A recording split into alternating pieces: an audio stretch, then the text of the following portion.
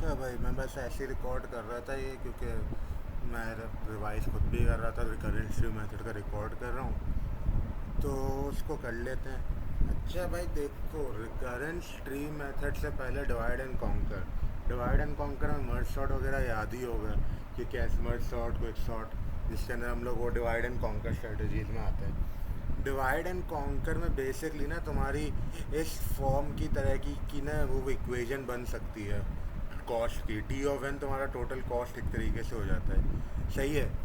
तो उसके अंदर किस तरीके से ए तुम्हारा नंबर ऑफ टाइम्स जितना रन करेगा फंक्शन, कितनी दफ़ा मतलब रिकरेंस हो रही है। एफ ऑफ एन तुम्हारी एक तुम्हारे हर फंक्शन की कॉस्ट ये। वैसे एफ ऑफ एन की तुम्हें इतनी फिक्र करने की ज़रूरत नहीं है, ये फालतू वैल्यू लगती है मुझे बहुत तुम्हारी ये। और फिर तुम्हारा एक टी ऑफ एन जो अगला छोटा वाला है उसके ऊपर वो करता है डिपेंड। कॉस्ट जो है अपने उससे नीचे वाले डिवीजन की लेवल की पर डिपेंड करती है, सही है। जैसे कि तुम्हारा T of n is equal to a times T of n over b. N over b भी हो सकता है, या फिर n-1 हो सकता है, कुछ भी जो कि ना एन का जो सेट है ना उसको कम कर दे। नंबर ऑफ तुम्हारी वैल्यूज जो तुम्हारा करेगा ना टी ऑफ एन अगला, उसके ऊपर वो कम हो जाए, सही है। बेसिकली ये होता है। अच्छा, हमारा कुछ असम्पशन हमेशा याद रखना, रिकरेंस वाली की अलग होती है। पूरे डिवाइड एंड कॉन्कर की एक असम्पशन हमेशा याद होगी कि जब n=1 होगा ना, तो हमारा बेस केस है कि n=1 पे तुम्हारी टी ऑफ एन भी ना 1 के बराबर है। टी ऑफ वन 1 के बराबर होता है, सही है। ये बेस केस है। ये बेस केस के ऊपर डिपेंडेंट होकर हमारा बहुत सारे फार्मूलाज वगैरह लगते हैं, सही है। अभी वैसे बुक की एग्जांपल थी, अब बुक की एग्जांपल में अगर जाए, बुक की एग्जांपल में ये दिया हुआ था, सही है, कि हमें ये सारा कुछ दिया हुआ है। अब हमारा आखिर में थीटा ऑफ एन स्क्वायर या theta of n square side पर रहने दो इसे। ये तुम्हारा एंड में यूज़ करा जाता है। अब ये एंड में जब यूज़ करा जाता है ना, तो तुम वो अलग देखना पड़ता है, लेकिन ये वाले एग्जांपल के अंदर इतना यूज़ नहीं हुआ ये। अब आती है हमारी ये इक्वेशन को मैंने इस तरीके से लिख दिया क्योंकि ये ज़्यादा आसान है। अच्छा, अब तुम्हारी टी ऑफ एन जो है ना, उन्होंने बोला है कि 1 के अलावा एन की वैल्यू जब 1 नहीं हो ना, कुछ और हो, तो वो इक्वेशन बेसिकली ऐसे बनती है। अब रिकरेंस ट्री मेथड में ना, रिकरेंस ट्री मेथड एक तरीके से ना तुम्हारा अजम्पशन लगाने के लिए कि कितना वो हो, क्या होगी कॉस्ट, उसको एग्जैक्ट नहीं चाहिए होता। रिकरेंस ट्री मेथड से हम लोग एग्जैक्ट कभी नहीं निकालते, हम लोग एक तरीके से एस्टिमेट लगाते हैं, को अच्छा एस्टिमेट लगाते हैं, और हमें फ़र्क नहीं पड़ता थोड़ा ऊपर नीचे हो जाए तो, सही है। तो यहाँ पे ये हो रहा है कि तुम्हारा ना ये यहाँ पे इस तरीके से लिख दिया। इसके अंदर लिखा है 3 times t⁴ plus c n square, क्योंकि ओरिजिनल इक्वेशन ये दी हुई थी, सही है। अब हमारा आता है कि 3t times n/4 plus c n square. अब एक बात सिंपल सी ये समझो कि सी एन को तुम्हारा है ना, ये जो दिया हुआ है ना तुम्हारा, ये जो प्लस सी एन है, इसको बेसिकली समझो तुम्हारे ओरिजिनल, क्योंकि सी एन स्क्वायर जो थीटा ऑफ एन स्क्वायर करके ऐसे लिखा हुआ है ना एफ ऑफ एन, ये कॉस्ट होती है फंक्शन को चलाने की। बेसिकली एक तरीके से फंक्शन को चलाने की कॉस्ट होती है जब चलता है, तो वो भी एन पे डिपेंडेंट होता है। मर्ज सॉर्ट में भी एन पे डिपेंडेंट होता है ना, कि तुम्हारा हर इंडिविजुअल राउंड पे क्या हो गया आइट्रेशन पे। तो ये तुम्हारा, तो जब सी ऑफ एन स्क्वायर है ना, तो वो ओरिजिनल सबसे टॉप पे होगा ना। सी ऑफ एन स्क्वायर जब एन पूरा दिया हुआ है तो सबसे ज़्यादा होगा, तो वो सबसे टॉप वाला होगा ना, जो सबसे टॉप पहली दफ़ा जब वो चलाएंगे, जिसके बाद आइट्रेशन होना शुरू होगी, डिवाइड कॉन्कर होना वाला काम जो होगा, तो वो सी ऑफ एन स्क्वायर हो जाएगा। और फिर ये 3t, तो इसको ना तुम एक तरीके से अपने दिमाग में या कॉपी पे ही बना लेना। 3t का बेसिकली मतलब 3t का हो जाएगा कि तुम्हारे सी ऑफ एन स्क्वायर था, उसके बाद ना उसको डिवाइड कर दिया, क्योंकि तुम्हारा टी ऑफ n/4 आ रहा है ना, इसका मतलब डिवाइड वाले के बाद का बता रहा है ना, तो सी ऑफ एन स्क्वायर हो गया, वो तुम्हारा सबसे टॉप हो गया। टी ऑफ n/4 जो है ना, वो तुम्हारे डिवाइड होके क्या सैम्पल साइज हो जाता है, ये आ जाती है बात।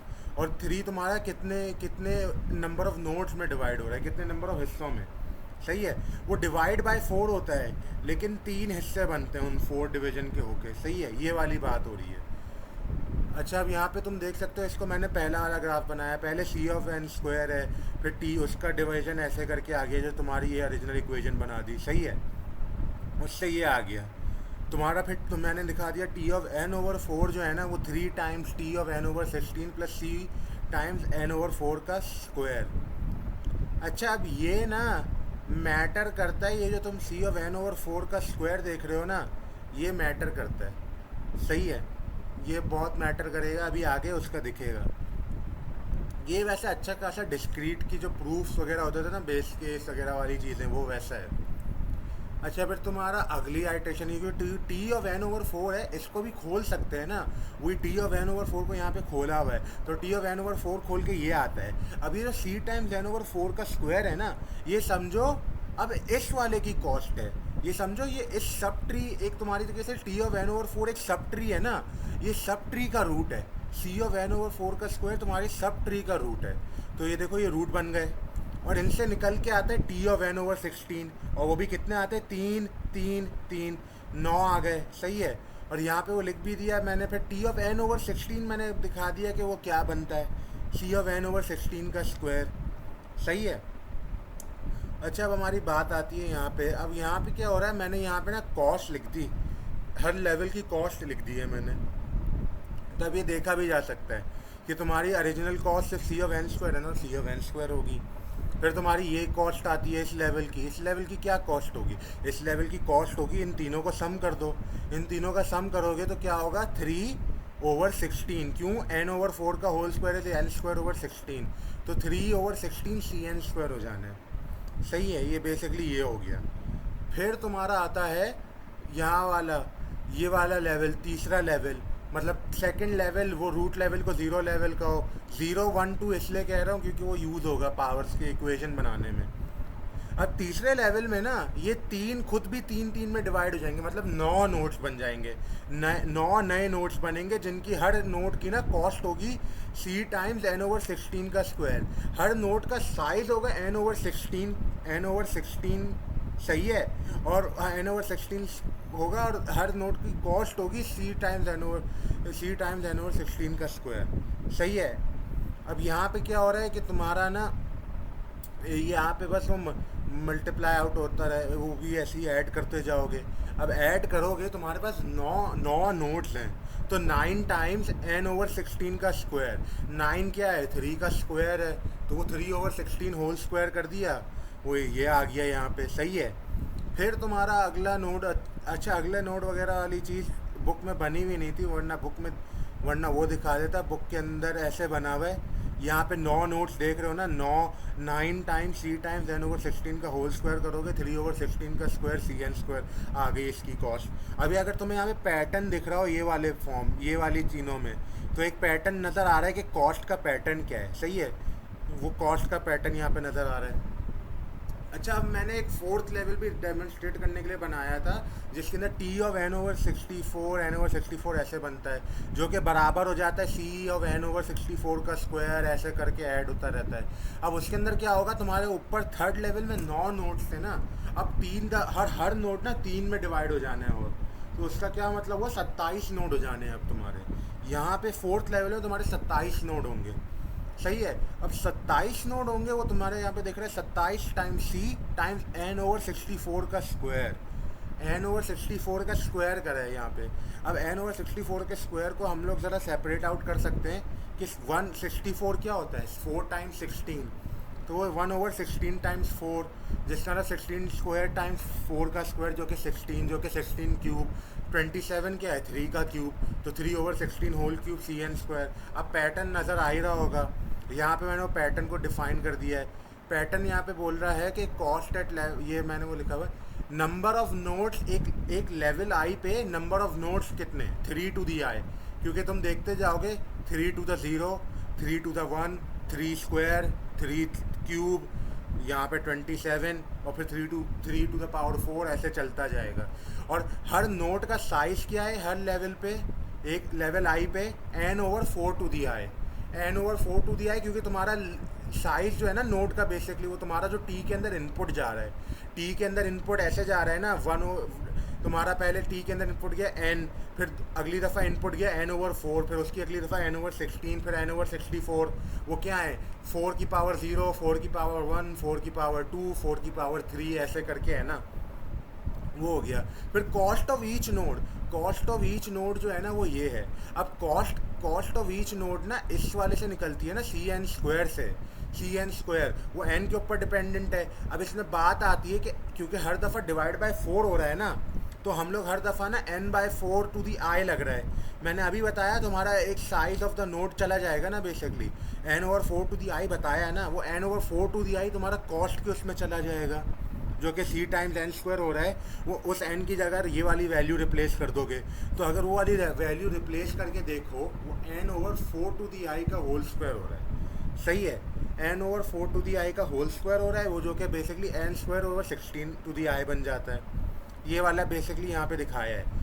ये क्यों हो रहा है ये वापस बता रहा हूँ। तुम्हारा एक इनपुट जा रहा है t ऑफ n के अंदर, एक इनपुट जाता है एक n की वैल्यू जो अगली दफ़ा डिवाइड हो रही है, जो कि यहाँ पे डिवाइड बाय 4 हो रही है। तुम्हारी कॉस्ट इस वाले नंबर से दी जाती है, cn स्क्वायर से।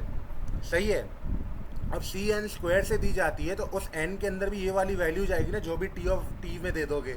अब हर दफ़ा t की वैल्यू जो है कम होती जा रही है, और हर लेवल पे हर नोट पे, एक लेवल के नोट पे क्या साइज होता है, वो n/4 टू दी आई होता है। क्यों? क्योंकि डिवाइड बाय 4 होता जा रहा है, तो n/4, पहले n डिवाइड बाय 4 नहीं हुआ था, 4 टू द पावर 0, फिर डिवाइड हुआ तो n/4, फिर वापस डिवाइड हुआ तो 4 स्क्वायर बाय 4 स्क्वायर 16 आ गया, फिर बाय 4 क्यूब 64 आ गया। सही है, ये हो रहा है। तो cost of each level, each node of level i जो है ना तुम्हारा हो जाएगा c times n/4 to the i का होल स्क्वायर, क्योंकि तुम्हारा कॉस्ट कैसे आता है cn स्क्वायर से। n को बस रिप्लेस कर दोगे जो भी t का इनपुट है, जो कि तुम्हारा ये तुम्हें देता है। अब इसके अंदर बोला है कि हर लेवल के अंदर कॉस्ट क्या है, हर लेवल के अंदर क्या कॉस्ट होगी, हर इंडिविजुअल सारे नोट्स की कॉस्ट का सम होगा ना। सही है, सारे नोट की कॉस्ट का सम होगा। नंबर ऑफ नोट्स क्या होते हैं एक लेवल पे, 3 टू दी आई, और कॉस्ट क्या है हर नोट की, c times n square over 16 to the i. सही है, अब इसको अगर हम लोग सिंप्लीफाई करें तो यहाँ पे देख सकते हो 3 टाइम्स हमारा बेसिकली निकला आएगा 3 to the i times c times n square over 16 आए। 3 टू दी आई ओवर 16 आए कर दो, वो क्या हो जाएगा, पावर बाहर निकाल लो, 3 over 16 to the i times cn square. सही है, और ये बेसिकली ऐसे चलता जाएगा। अच्छा, डिवीजन जो है ना, डिवीजन जो है यहाँ पे तुम ट्री देख रहे हो, मैंने यहाँ पे लिखा है इसकी हाइट log 4n होगी। क्यों ये होगी? ये इसलिए होगी क्योंकि तुम्हारा डिवीजन कहीं ना कहीं जाके रुकना है ना, और वो रुकेगा कब? वो रुकेगा जब तुम्हारा जो t के अंदर इनपुट जा रहा है ना, जो t के अंदर n का इनपुट दोगे वो 1 हो जाए। अब हमारी असम्पशन ये रहती है, क्योंकि मैंने बोला ना हमें फ़र्क नहीं पड़ता थोड़ा बहुत ऊपर नीचे हो जाए, हमें वो हम जाने दे सकते हैं। तो हम लोग बेसिकली अज्यूम करते हैं n जो है ना परफेक्ट मल्टीपल ऑफ 4 है, वो एक मल्टीपल ऑफ 4 है। सही है, अब वहाँ पे हम लोग आते हैं, तो n की वैल्यू जब t के अंदर ना 1 इनपुट करा जाए, सही है, 1 इनपुट करा जाए, तब हमें जाके रुक जाना है। हमारा डिवीजन स्टॉप हो जाएगी ना उस वक्त, क्योंकि इंडिविजुअल आ रहे होंगे। तो उस वक्त क्या कर रहे होंगे हम लोग, यहाँ पे देखोगे तुम आके कि हम लोग, हमारा बेसिकली निकालना होगा कि हमारा एक लेवल होगा ना जहाँ पे जाके जितनी दफ़ा 4 से डिवाइड कर दिया n वो है अब 1 हो जाए।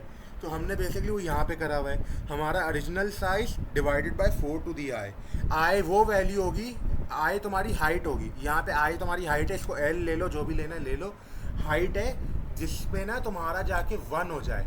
n का जो डिवीजन, जो इंडिविजुअल नोट का साइज है ना, वो 1 हो जाए। बेसिकली ये कहना चाह रहे हैं, t के अंदर जो इनपुट जा रहा है वो कब होगा, n तुम्हारा डिवाइड बाय 4 होता रहता है, तो डिवाइड बाय 4 होता रहता है, तो इसका मतलब कि 4 टू दी आई पावर ले लोगे, 4 टू दी पावर आई, मतलब लेवल, कोई लेवल जहाँ पे जाके 1 होगा वो 4 टू दी पावर आई से तुम रिप्रेजेंट कर सकते हो ना। सही है, 4 टू दी आई करोगे ना, डिवाइड n को डिवाइड बाय 4 टू दी आई, तो तुम्हारा 1 आएगा। क्यों? क्योंकि तुम्हारा यहाँ पे देख सकते हो n डिवाइड बाय 4 हुआ, फिर 4 वापस हुआ, तो पहले divide by 4 to the power 1 है, फिर 4 टू दी पावर 2 है, फिर 4 टू दी पावर 3 है, फिर 4 टू दी पावर 4, ऐसे चलता जाएगा जब तक जाके ना इंडिविजुअल जो t के अंदर जो इनपुट जा रहा है वो 1 हो जाए। और वो 1 तुम पैटर्न देख सकते हो, डिवाइड बाय 4 4 से डिवाइड होता जा रहा है, तो वो क्या हो जाएगा pattern, 4i divide by 4 to the i तुम्हारी मैक्सिमम डेप्थ होगी।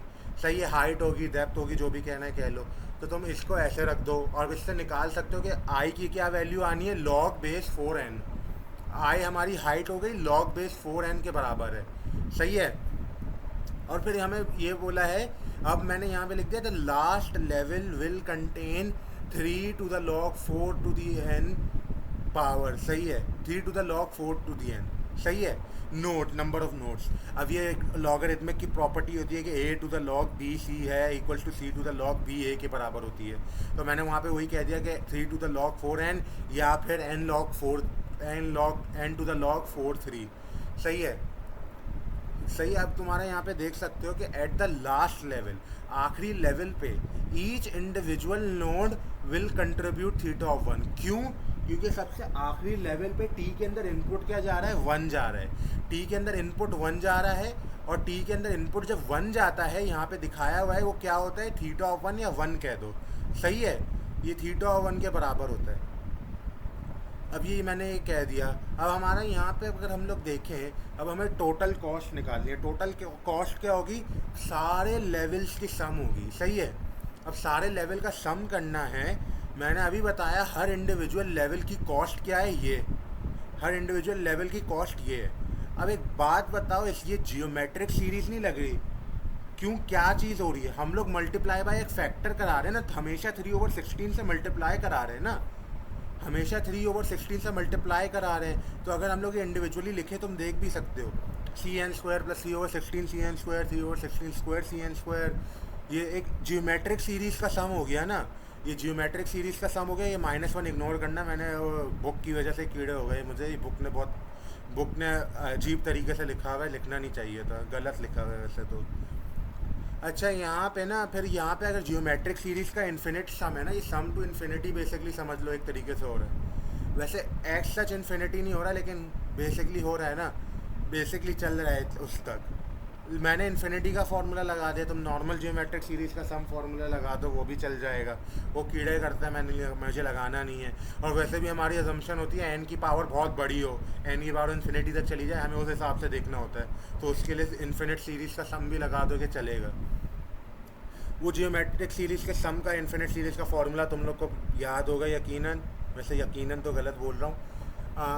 तो फिर यहाँ पे तुम्हारा बेसिकली ना सम करके तुम्हारा फार्मूला ऐसे ये निकल आता है 16/13 cn²। अब तुम्हारा इससे तुम्हारी कॉस्ट निकल आई ना 16/13 cn²। ये बेसिकली क्या है? एक कांस्टेंट टाइम्स n²। तो इसका क्या मतलब हुआ? ये हो गया O(n²). ये O(n² हो गया। सही है। अब तुम्हारा O(n² आ गया, और तुम्हें हर इंडिविजुअल तुम्हारा यहाँ पे बोला हुआ था, ये मैंने लिखा नहीं है, लेकिन तुम्हें पहले बताया हुआ था कि हर इंडिविजुअल फंक्शन की θ(n² है। θ(n² है और O(n² आ गया, तुमने प्रूव कर दिया इसकी अपर लिमिट O(n² है, और इसका थीटा भी n² कह रहे हो इंडिविजुअल फंक्शन का। तो ये बेसिकली ना एक तरीके से टाइटली बाउंड है। तो ये टाइटली बाउंड है, इसका मतलब इसका ओमेगा भी n² होगा।